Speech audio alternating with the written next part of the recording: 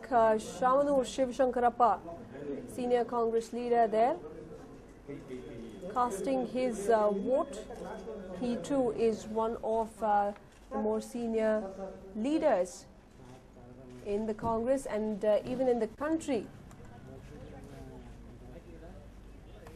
He's a cabinet minister for horticulture and agro marketing, and now he has come in to cast his vote.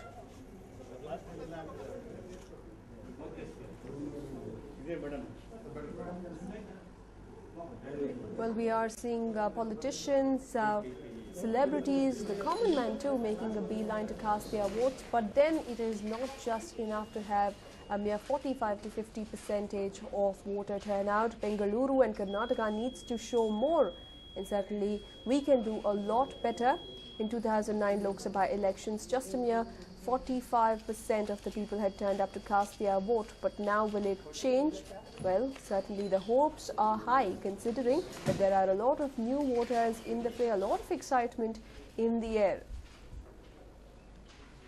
Voting on in all parts of the state. Of course, there are a few discrepancies as far as voter turnout, as far as the EVM machines are concerned, also as far as the electorate list is concerned. There are a few glitches and disappointments, but at the same time, this is a country of a billion-plus population. So let's also look at it as the biggest festival of democracy. Well, people need to come out and cast their vote, and they certainly are.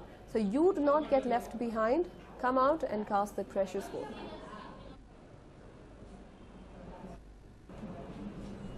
Well, Pratap Simha, the candidate from Mysore Kodagu, casting his vote. He is pitted against A.H. Vishwanath of the Congress, who is the incumbent MP, Padmamma of the Aam Aadmi Party, as well as Chandrasekharaya of the JDS.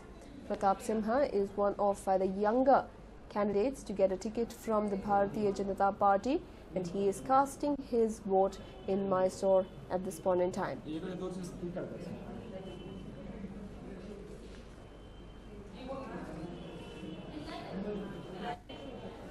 Well, Pratap Simha is a journalist turned politician, is yet another journalist and politician. In fact, we have seen in the recent past there has been a surge of people from the corporate world and from the journalist world venturing into politics. Fortunately, politics is no more a dirty world. It is no more a world that is inaccessible to the common man. Each and every person is trying. Well, Sri Ravi Shankar Prasad there casting his vote in Bangalore rural.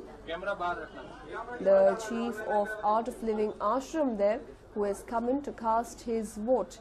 Bangalore rural, of course, also seeing a tough fight between incumbent MP D.K. Suresh, Aam Aadmi Party, Ravi Krishna Reddy, P. Muni Raja Gowda of the BJP, and Prabhakar Reddy of the JDS. And Sri Ravi Shankar coming in to cast his vote. It is in Bangalore rural constituency. Well, we are seeing several big guns, noted personalities coming in to cast their votes as well. People who have often lambasted politicians and the political setup have decided to change things this time around, and that change can start with your vote. Let the country decide what they want. We have seen enough mudslinging, enough fights, enough pot shots in the past, in the recent past in fact. But what is your decision for the day? Well, that is something that you will have to come out and tell the people, tell the government, tell the world.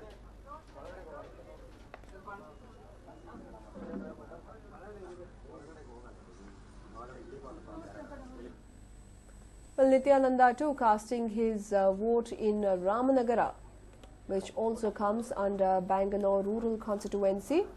Nityananda, the self-styled godman, has been controversy's favorite child in the past few years. He is also one of those self-proclaimed godmen who have lambasted the political setup of the country, have gone on to accuse many of targeting him, but now he has decided to exercise his votes as prescribed by the Constitution.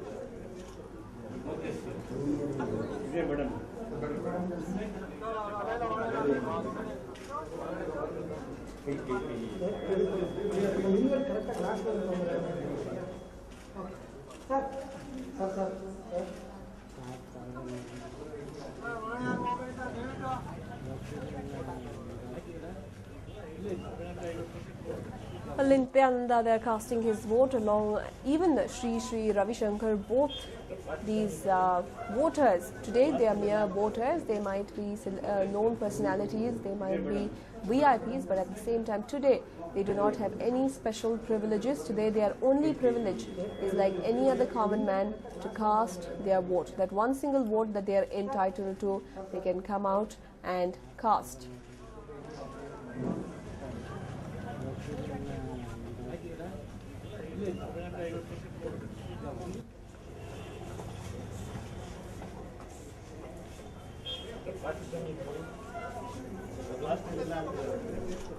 Well, let's take a look at the battles across Karnataka. Well, this is Bangalore rural, where we just saw Nityananda as well as Sri Ravi Shankar vote for.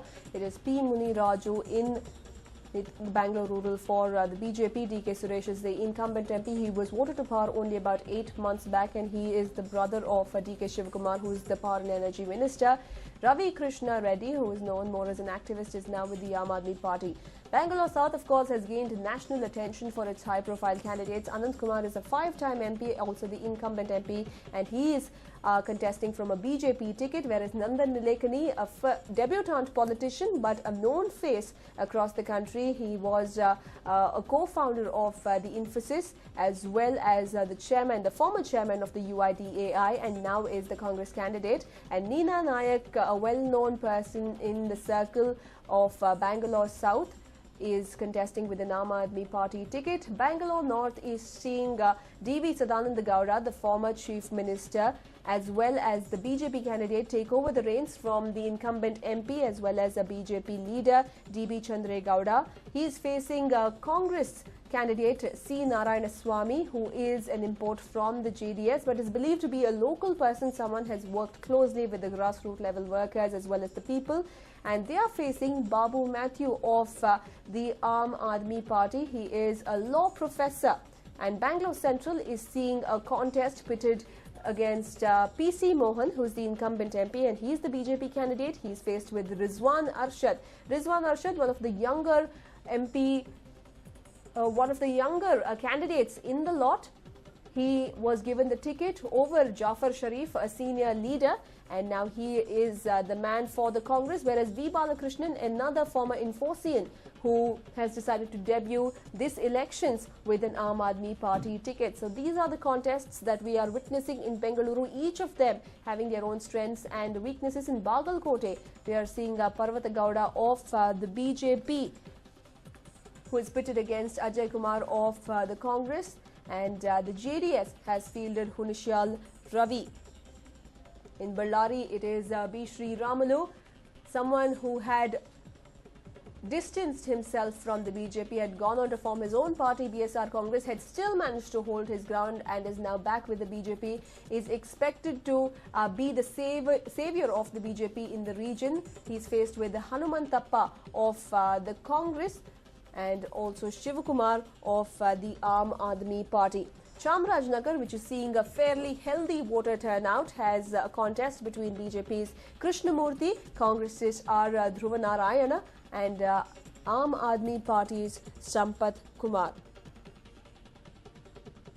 And Chitradurga, which is seeing a dismal performance as far as the voter turnout is concerned, has Janardana Swamy, the BJP candidate, who is the incumbent MP, and he is faced with Chandrappa of the Congress as well as Mohan Dasari of the Aam Aadmi Party.